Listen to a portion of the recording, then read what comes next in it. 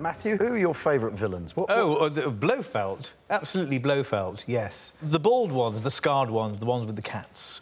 The ones that are essentially kind of Nietzschean supervillains. Yeah. So there's a kind of philosophical backing to them. They are all people who want to either rule or destroy or eat the world. Because SPECTRE, they're a secret organisation who are freelance.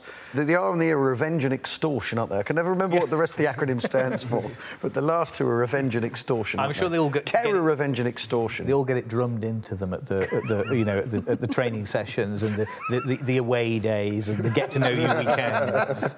They work as propaganda. As a kid, I was petrified of Russians. Really, you know, and Rocky IV as well, like a lot of 80s American films and British films as well. The Russians were just seen as almost the coldest swines that had ever walked the earth. Well, I think it's because we expected to die, I think, in the 80s. We really expected to die under a table during the nuclear attack.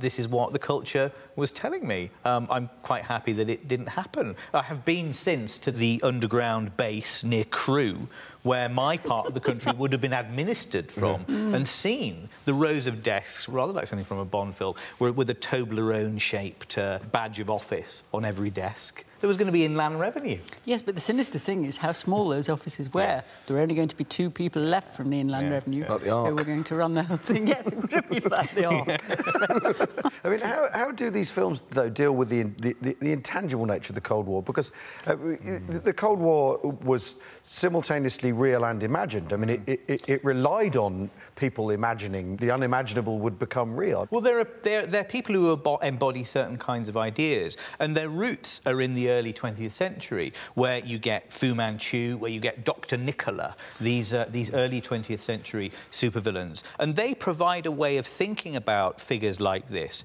that does seep through into the real world. I mean, the way that we talk about Osama bin Laden had some of the same qualities that fictional characters. In a way, Vladimir Putin is somehow living up to our Russian bad guy expectations. I think he's exceeding it, because he's added a homoeroticism to it.